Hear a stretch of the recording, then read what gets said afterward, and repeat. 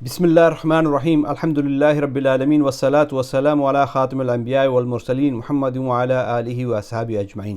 السلام علیکم ورحمۃ اللہ وبرکاتہ۔ رمضان المبارک کا ماہ مبارک شروع ہو چکا ہے۔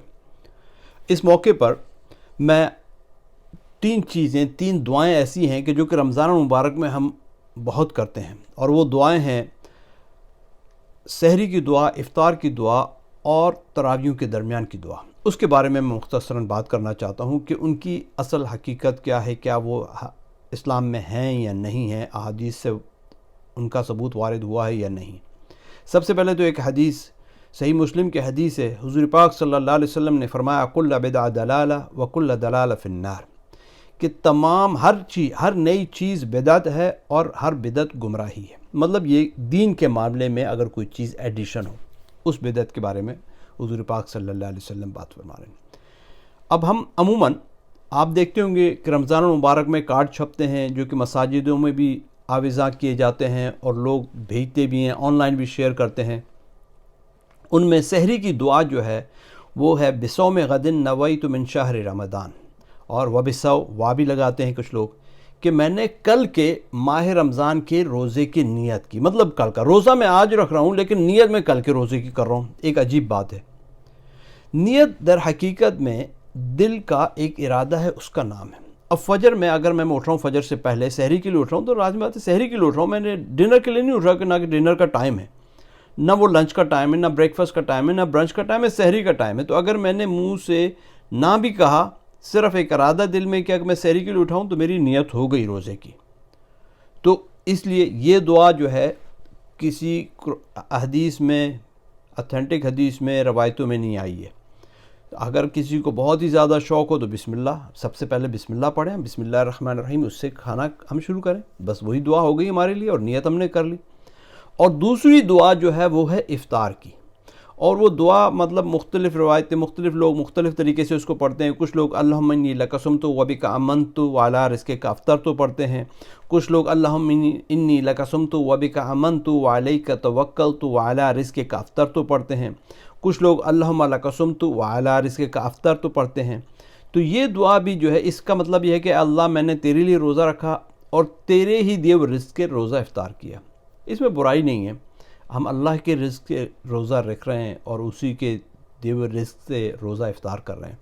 لیکن یہ جو حدیث جو پیش کی جاتی ہے یہ ایک مرسل حدیث ہے، اور مرسل حدیث کو بیان کرنے والا تابعی ہوتا ہے، صحابی نہیں ہوتا، اور اس کی کوئی اتھینٹک روایت بھی نہیں کہ یہ حدیث جو ہے حضور پاک صلی اللہ علیہ وسلم سے ہو۔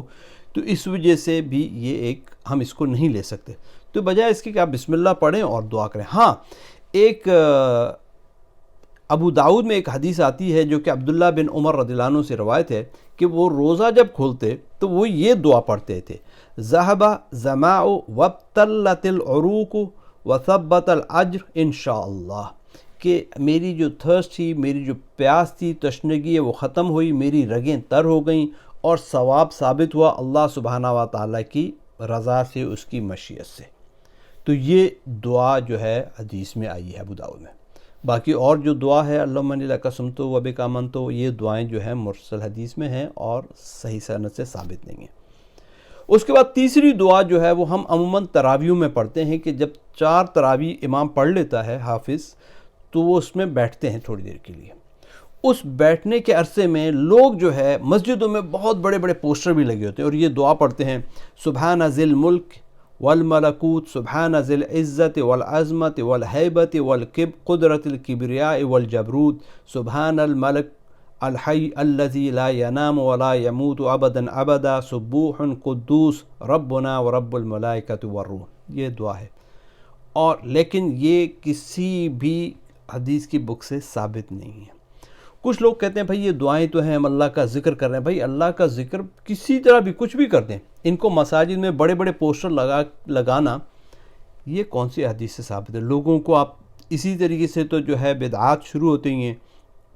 ایک حدیث ہے ترمذی میں کہ عبداللہ بن مبارک نے عبداللہ بن عمر رضی اللہ عنہ کے سامنے جو ہے چھینک ماری، اور اس چھینک مار کر انہوں نے کہا الحمدللہ والسلام علی رسول اللہ۔ عبداللہ بن عمر نے جب یہ سنا تو انہوں نے کہا سبحان اللہ، ہم بھی الحمدللہ والسلام علی رسول اللہ کہتے ہیں، لیکن جب چھینک آتی ہے تو ہم الحمدللہ ہی کہتے ہیں، یہ ایڈیشن نہیں کرتے، کیونکہ تھوڑی تھوڑی ایڈیشن ہوتے بہت بن جاتا ہے۔ انہوں نے کہا ہمارے رسول نے ہمیں تو یہ تعلیم فرمائی کہ جب چھینک آئے تو الحمدللہ کہو۔ یہ پورا جملہ انہوں نے اس کی ممانعت کی، اس کو روکا۔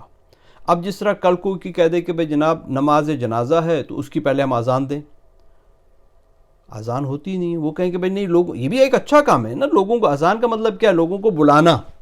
اب نماز جنازہ ہو رہی ہے، اگر میں کہوں کہ بھائی اذان دیں، ایک اچھا کام ہے، لیکن چونکہ ہمارے دین میں نہیں ہے تو اس وجہ سے اس کو نہیں کیا جاتا۔ تو اسی طرح جو ہے، جس طرح اب عموماً فرض کے بعد کی دعا ہے، عموماً امام حضرات جو ہے فرض نماز کے بعد دعا مانگتے ہیں، تو وہ حدیث میں کہیں پر بھی ثابت نہیں ہے۔ ہاں آپ انفرادی طور پہ دعا مانگیں، اور دعا مانگنے کے بعد حضور پاک صلی اللہ علیہ وسلم نے دعا کے لیے ہاتھ بھی اٹھائے، اور دعا مانگنے کے بعد منہ پر ہاتھ پھیرنا بھی ثابت ہے حدیث سے۔ تو یہ چیزیں، تو اللہ سبحانہ و تعالی ہمیں دین کی صحیح روح پر عمل کرنے کی توفیق عطا فرمائے۔ یہ رمضان کا مہینہ سال میں ایک دفعہ آتا ہے، اس میں ہم کتنی عبادات کرتے ہیں، اور ہم نہیں چاہتے کہ ہماری عبادات ضائع ہو جائیں۔ تو ایسی چیزیں جو کہ بدعات ہوں، یا جن کا دین میں کوئی ریفرنس نہ ہو، کوئی حوالہ نہ ہو، ان چیزوں کو نہ کریں۔ دین کو، قرآن کو، اور اطیعوا اللہ و اطیعوا الرسول، قرآن اور حدیث کو پکڑیں اور اس پر عمل کریں، نہ کہ ہم کسی بھئی ہمارے ساتھ فلاں بزرگ نے یہ کہا۔ آج ہم فجر میں بات کر رہے تھے تو وہ یہ کہنے لگا یار وہ ہمارے تو بزرگ نے یہ فرمایا ہے۔ تو بھئی آپ کے بزرگ نے یہ فرمایا، لیکن اللہ اور اس کا رسول کیا کہہ رہا ہے اس کو آپ دیکھیں۔ بزرگ تو ہمیں بہت ساری کہانیاں کہا کر چلے گئے، تو ہم نے بزرگوں کو نہیں پکڑنا، بلکہ ہم نے صرف ایک ہی بزرگ کو پکڑنا ہے، جو کہ محمد صلی اللہ علیہ وسلم ہے، جن کی قبر مدینے میں۔ باقی بزرگ اگر ہمیں اس رستے پر لے کر چل رہے ہیں تو ٹھیک ہے، ورنہ ہمارا ان بزرگوں سے کوئی لینا دینا نہیں ہے۔ ایاک نعبد و ایاک نستعین۔ اللہ سبحانہ و تعالی ہمیں حق بات کہنے کی اور سچ بات کہنے کی اور اس پر عمل کرنے کی توفیق عطا فرمائے، اور اپنے رمضان میں زیادہ سے زیادہ عبادات کرنے کی توفیق عطا فرمائے۔ جزاک اللہ خیر۔ السلام علیکم ورحمۃ اللہ وبرکاتہ۔